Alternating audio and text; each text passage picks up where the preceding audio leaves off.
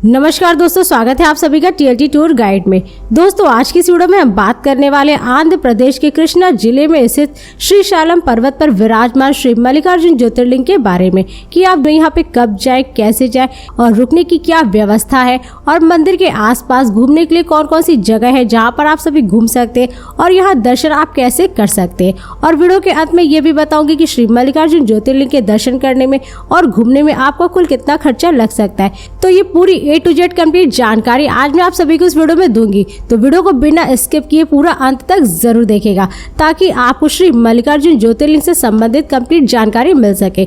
तो चलते वीडियो को स्टार्ट करते और बात करते हैं मल्लिकार्जुन ज्योतिर्लिंग की।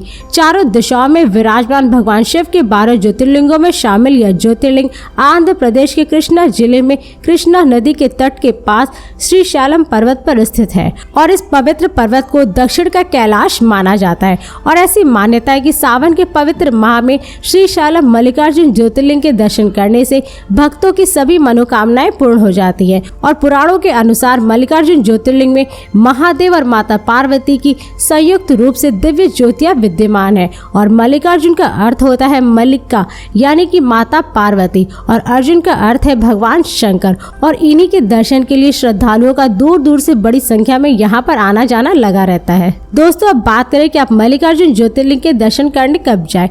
वैसे तो यहाँ आप मल्लिकार्जुन ज्योतिर्लिंग के दर्शन करने कभी भी किसी भी समय जा सकते। हालांकि श्रीशैलम की यात्रा का सबसे अच्छा समय होता है अक्टूबर से फरवरी तक के महीनों का, क्योंकि इन महीनों के दौरान श्रीशैलम का जलवायु और मौसम काफी ज्यादा सुखद और सुहावना रहता है, जिससे कि यहाँ मल्लिकार्जुन ज्योतिर्लिंग के दर्शन करने और पर्यटन स्थलों को घूमने में कोई भी परेशानी नहीं होती। और साथ ही साथ फरवरी के महीनों में इस जगह पर बड़ी संख्या में यात्रियों का आवागमन होता है, क्योंकि फरवरी महाशिवरात्रि का महीना है जो कि भगवान शिव और माता पार्वती के विवाह समारोह का प्रतीक भी है, जिससे कि यहाँ पर श्रद्धालु बड़े ही दूर दूर से यहाँ पे पहुँचते हैं।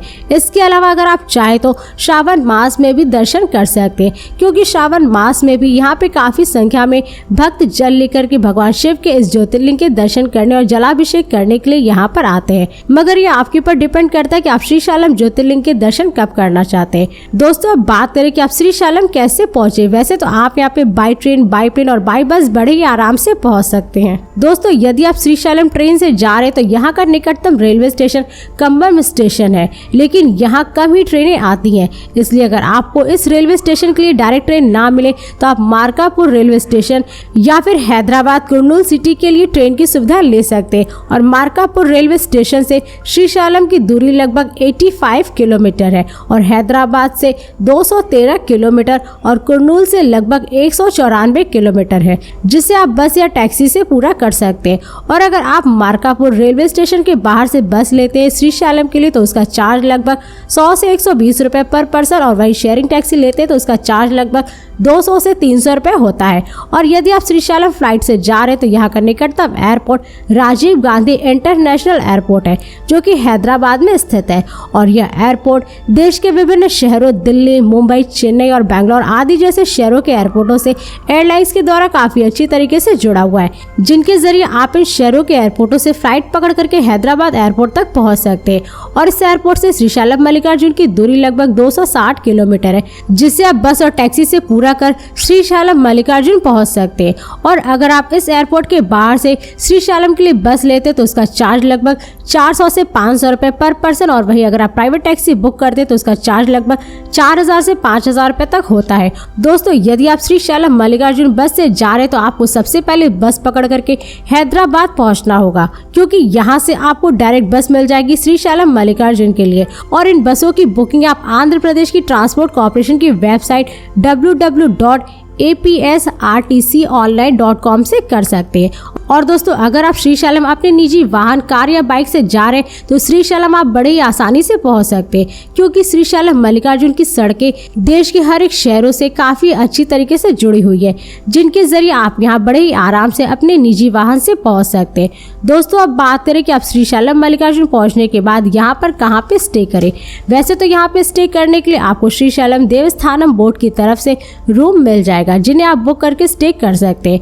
और इन रूमों की बुकिंग आप www.srishalamdeवस्थानम.org से कर सकते हैं। और यदि आप यहाँ श्री शालम देवस्थानम का रूम नहीं लेना चाहते तो आपको श्री शालम मंदिर के आसपास बहुत सारे प्राइवेट होटल मिल जाएंगे, जिन्हें आप लगभग 800 से 1500 रुपए में बुक करके स्टे कर सकते हैं। दोस्तों अब बात करें कि श्री शालम मल्लिकार्जुन में खाने पीने की क्या सुविधा है। वैसे तो यहाँ पर खाने के लिए आपके पास दो ऑप्शन है। पहला, श्री शालम देवस्थानम की तरफ से भोजन यहाँ पर मुफ्त में करवाया जाता है, जो कि मेन मंदिर के बगल में ही बना हुआ है अन्न प्रसादालय, जहाँ पर आप जा करके भोजन कर सकते हैं। और यहाँ पर आपको लंच, डिनर और ब्रेकफास्ट करने को मिलता है। और यहाँ जो खाने की टाइमिंग है वो सुबह 11 बजे से लेकर के दोपहर के 2 बजे तक और शाम के 6 बजे से लेकर के रात के 9 बजे तक रहता है। इसलिए अगर आप मंदिर ट्रस्ट की तरफ से फ्री में भोजन करना चाहते हैं तो आप यहाँ के समय पे पहुँच करके भोजन कर सकते हैं। और यदि आप यहाँ पे खाना नहीं चाहते तो आपको मंदिर के आसपास बहुत सारे प्राइवेट होटल, रेस्टोरेंट मिल जाएंगे, जहाँ पर आप जा करके लगभग 100 से 200 रुपए में पर प्लेट भोजन कर सकते हैं। दोस्तों अब बात करें कि आप श्री शालम मल्लिकार्जुन ज्योतिर्लिंग के दर्शन कैसे करें। वैसे तो यहाँ पर दर्शन करने से पहले आपको एक्सेस कार्ड लेना होता है, जो कि एक तरह से यात्रा पर्ची है। और यह पर्ची आपको मंदिर के गेट के सामने ही मिलता है। और दोस्तों यहाँ पर एक्सेस कार्ड भी 2 टाइप का मिलता है। एक तो वो अगर आप यहाँ दर्शन करने के लिए फ्री पास लेते हैं तो उसमें आपको लाइन लगाना पड़ेगा, और दूसरा मिलता है VIP पास। और दोस्तों VIP पास बनवाने के लिए आपको 150 रुपए का शुल्क भी देना होता है, जिसमें आपको शीघ्र दर्शन करवाया जाता है। और इस मंदिर में मोबाइल, कैमरा, बैग, जूता, चप्पल आदि जैसे सामानों को ले जाना अलाउ नहीं है। इसलिए जहां पर आप दर्शन के लिए पास लेंगे तो वहीं पर आपको बगल में ही लॉकर भी मिल जाएगा, जहां पर आपको लॉकर का टोकन भी दिया जाता है। और दर्शन करने के बाद वापस आते समय टोकन वहां पर जमा करके आपको आपका सामान वापस मिल जाएगा। और फिर यहाँ पे दर्शन करने के लिए लाइन में लगिए और चलते फिरते नंदी जी के दर्शन कीजिए। और फिर आगे बढ़ते हुए मंदिर के गर्भगृह में भगवान शिव के इस ज्योतिर्लिंग के दर्शन कीजिए, अपने मत्थे टेकिए और अपनी मनोकामनाएं मांगिए। और फिर श्री शालम मल्लिकार्जुन के दर्शन करते हुए आप मंदिर से बाहर निकल जाए। और भी यहाँ पे कई सारे मंदिर हैं जिनके दर्शन आप सभी कर सकते हैं। दोस्तों अब बात करें कि श्री शालम मल्लिकार्जुन में दर्शन करने के बाद आप यहाँ पर कहाँ कहाँ घूमें। वैसे तो आप यहाँ पर सबसे पहले ब्रह्मरा देवी टेम्पल के दर्शन कर सकते हैं। और देवी पार्वती को समर्पित यह मंदिर शिव और शक्ति दोनों के हिंदू संप्रदायों के लिए महत्वपूर्ण है, क्योंकि इस मंदिर को भगवान शिव के 12 ज्योतिर्लिंगों में से एक और देवी पार्वती के 8वें शक्ति पीठों में से एक के रूप में जाना जाता है। और मल्लिकार्जुन मंदिर में भगवान शिव को मल्लिकार्जुन के रूप में और वहीं पर माता पार्वती को ब्रारंभा के रूप में पूजा जाता है। इसके साथ ही आप यहाँ श्री शालम बांध का भी खूबसूरत नजारा देख सकते हैं। गहरी घाटियों से घिरा हुआ यह बांध श्री शालम मंदिर के पास कुर्नूल जिले में कृष्णा नदी पर बनाया गया है। और शहर के आकर्षण के मुख्य केंद्रों में से एक यह बांध तेलंगाना में भारत की 12वीं सबसे बड़ी जल विद्युत परियोजनाओं में से एक है। और पर्यटक यहाँ बोटिंग के जरिए इस बांध को देख सकते हैं। और देश में मौजूद सभी जल विद्युत स्टेशनों में से यह बांध क्षमता के मामले में दूसरा सबसे बड़ा बांध है। इसके साथ ही आप यहाँ पाताल गंगा भी घूम सकते हैं। मल्लिकार्जुन मंदिर से लगभग 1 किलोमीटर की दूरी पर स्थित पाताल गंगा कृष्णा नदी का बैक वाटर है, जहाँ पर भक्त अपने पापों को धोने के लिए इस पवित्र नदी में डुबकी लगाने के लिए यहाँ पर आते हैं। और इस नदी में आप बोटिंग करते हुए आसपास के खूबसूरत नज़ारों का लुत्फ उठा सकते हैं। और पाताल गंगा तक पहुँचने के 2 रास्ते हैं। पहले रास्ते में लगभग 500 सीढ़ियाँ चढ़नी होती है, जबकि दूसरे रास्ते में आप केबल कार का सहारा ले सकते हैं। इसी के साथ आप यहाँ श्री शालम टाइगर रिजर्व का भी आनंद ले सकते हैं। लगभग 3568 क्षेत्रफल के एकड़ में फैला हुआ यह रिजर्व भारत के सबसे बड़े टाइगर रिजर्वों में से एक है। और इस टाइगर रिजर्व में आप बाघ के अलावा तेंदुए, सुस्त भालू, ढोल, भारतीय पोगोलिन, चीतल, सांबर, हिरण आदि जैसे कई प्रकार के जानवर आप यहाँ पर देख सकते हैं। और यहाँ पर्यटकों को रोजाना सुबह 7 बजे से लेकर के शाम के 5 बजे तक जाने की इजाज़त होती है, जिसमें आप सुबह 7 बजे से लेकर के शाम के 4 बजे तक लगभग 800 रुपये में 6 लोगों के साथ 1.5 घंटे की जीप की सवारी का अनुभव आप ले सकते हैं। इसके साथ ही आप यहाँ पालधारा, पंचधारा भी घूम सकते हैं। श्री शालम से लगभग 4 किलोमीटर दूर पालधारा पंचधारा के नाम से जाने जाने वाला यह सुंदर प्राकृतिक क्षेत्र, जो धाराओं की गड़गड़ाहट और सुंदर प्राकृतिक परिवेश के कारण विचार करने और आराम करने के लिए यह जगह सबसे आदर्श स्थान है।